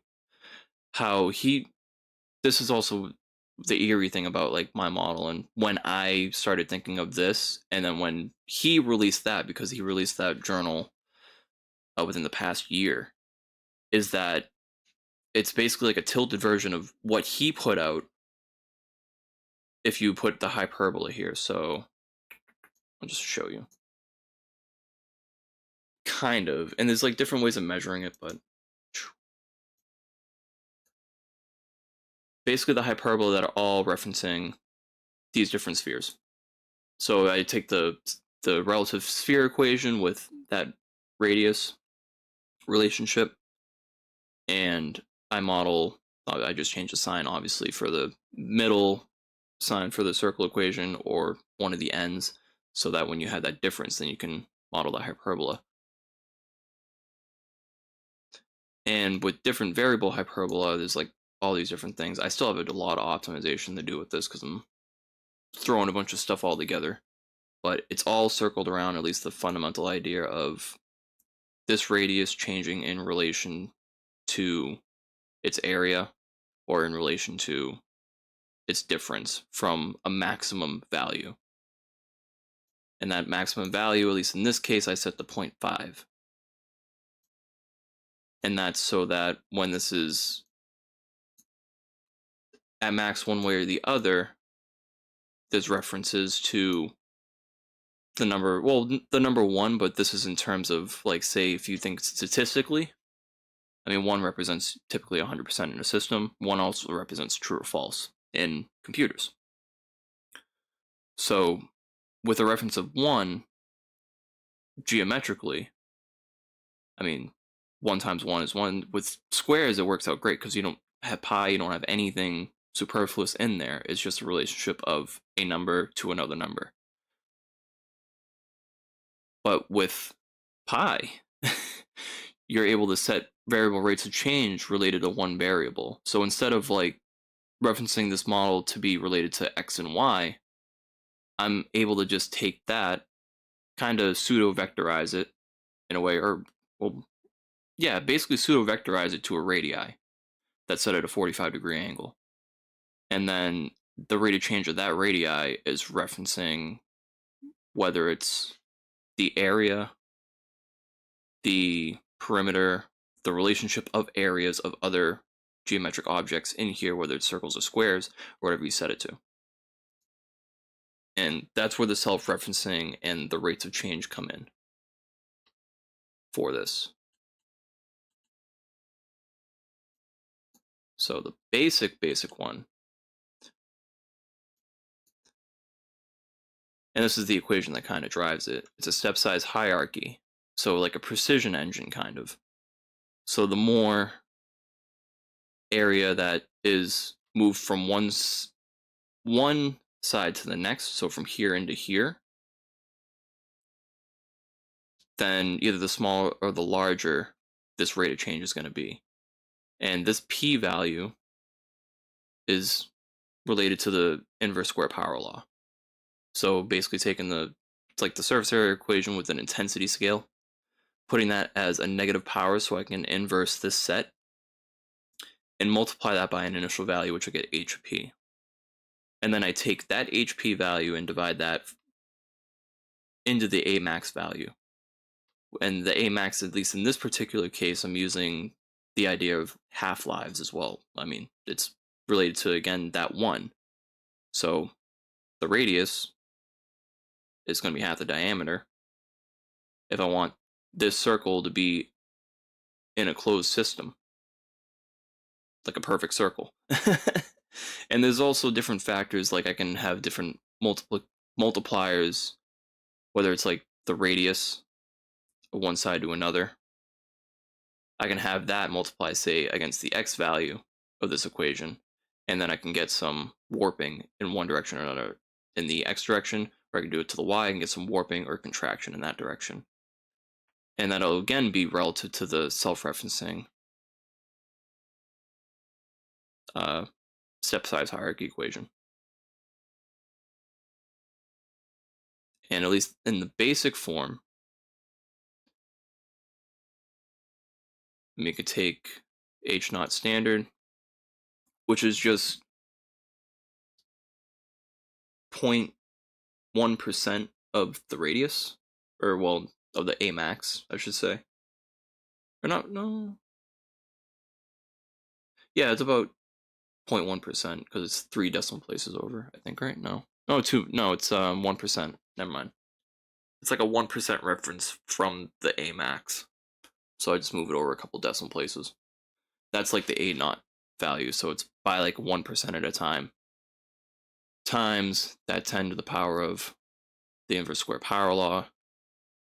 And the good thing about that is when it's the area, so even if it's the A value, even when it gets to 0, it doesn't create an undefined function because it's in the exponent, which is great, especially when I divide this into A max in order to create a continuous rate of change without it just breaking right away. So therefore I can get relationships where I can get like a bouncing effect where it goes from one to the other at a self-similar rate. And let me simplify this back down. So the simple one being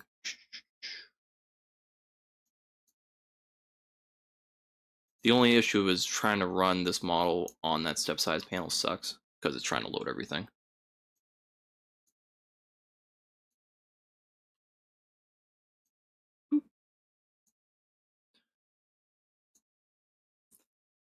So with I set to 1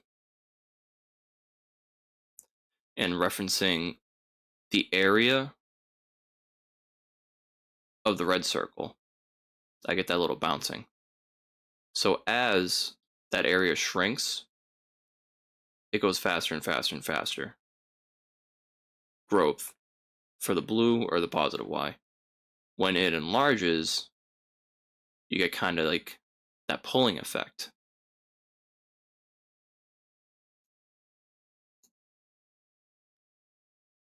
So you can naturally, somewhat, get a logarithmic rate of change just from self referencing geometry,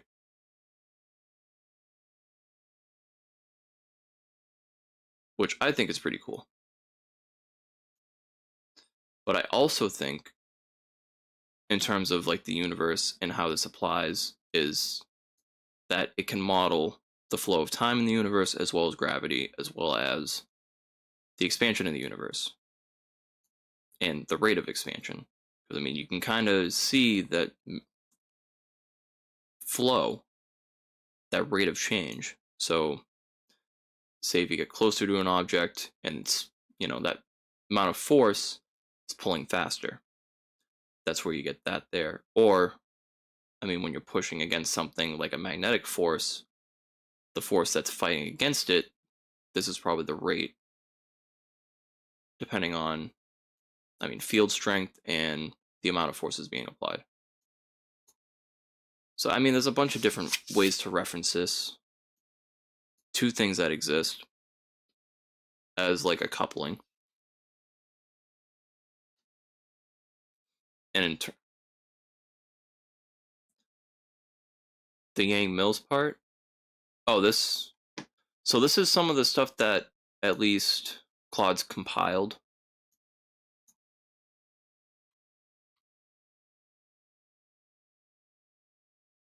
And there's a lot more, at least in terms of the project files. There's a lot. There's a lot. But essentially compiling all these different documents, which compile all these different references and information to different aspects of physics. So, somewhat inserting where at least these variables might be able to simulate different aspects of these models and obtain measured values that, like, from CERN, from NASA, from all these different, like, what is already out there. And a lot of these reports at least have references to that. They have references to all the different Arvix articles as well and everything else. And there have been some PDFs that have also been feeding here, and at least just using Claude as like a way of compiling all these different aspects and like the information, and then putting it in the self-referencing mathematical model to see what comes of it. Because yeah, there's a lot. There's a lot of things. And more specifically, there's like resurgence. There's the Riemann zeta function with, like, again, I still have to fix a lot of these again. Since there was a weird thing that I noticed, at least with Claude's recent update, it's kind of taking things into its own hands past what I've been asking. At least, like, with this recent conversation. Usually I use the same prompt to kind of build reports and stuff. At least the last week I've been doing that and kind of regurgitating and self-implementing it. But I've just been asking for the report so I can look through it and be like, all right, what's this, what's that? And then seeing these different relationships that might come of it, and then checking them out, like the mathematical format, putting them maybe into the step factor, and that's why you see all those different options there. But now it's been not just doing the report, it's also just been implementing it by itself. Like throughout the last like 2 days, it's just decided to do that. Even literally, it's the same prompt, and it decided to start doing something different like during the day. I was like, what the hell? So that was weird. But obviously, there's a lot of AI influence that I need to friggin' look through. But this is more so just just exploration of the idea of taking a mathematical model. It's self-referencing in this case. See, it's continuous here when that exponent is set to 0, and the step size factor is just determined by that h naught value. So that 0.005, or 5 times e to the negative 3.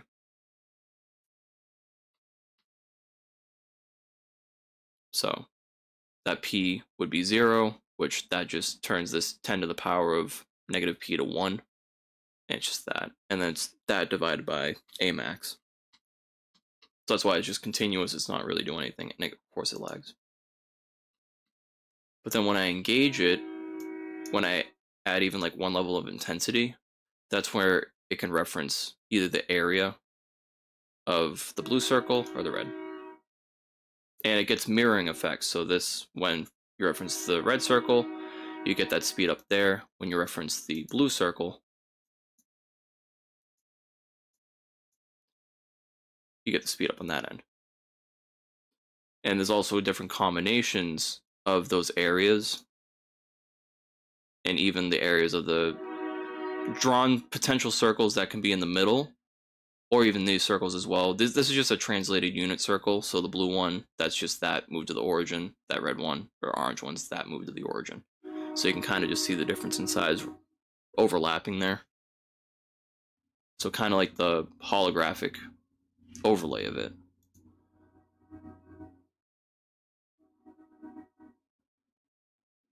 And then I can also take references of the circles that are inside of either relationship. So the circle that meets here and that. All right. Yeah, it's a lot of cool stuff. Like I said, check out the YouTube. It's Some Entertainment, or at not Steve Buscemi. It's also linked in the profile. Check that out. I have a lot of posts that already have links to different versions, older versions of this. It still functions the same again. Ever since I started this, I just kept that initial relationship, and there's all these different measurements. That it's just an exploration tool, and if you want to explore different aspects of physics and stuff that you might not have even seen yet, at least it'll give you like direction to like look into. So that's what it's doing for me, at least.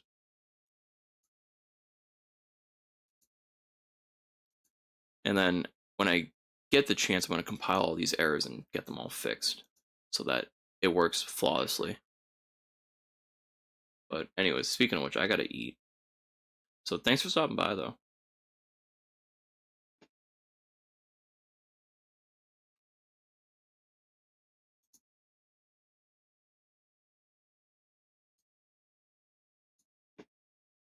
Friggin' yeah, and actually before I even end this and upload it, like I was showing before, you can take different relationships of these areas and change that out for that area function that's in the, or the perimeter function, depending on how you set up this p-value. And you can reference different relationships of areas, circumferences, perimeters, surface areas of those shapes while they're actively moving and changing. So it's very interesting results. I was able to like recreate Gaussian motion, or well, basically like it would speed up to the center, slow down, like electromagnetism rates and stuff like that. Just very interesting things. So in a, whether it's 2D or 3D, there's still way more I got to clean up, but just to at least share this, and maybe other people can play around with it too.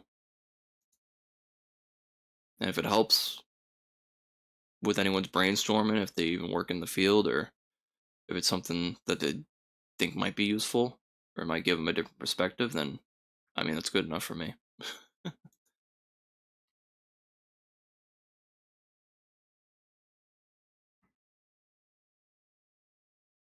Yeah, it has all these like different references to flow, and I don't know, man. It's it's a conservation framework. It's all related to conservation. So, and when it comes to physics, that's kind of the standard when you want to relate any system to, I mean, measuring what we what we live in, what exists. So,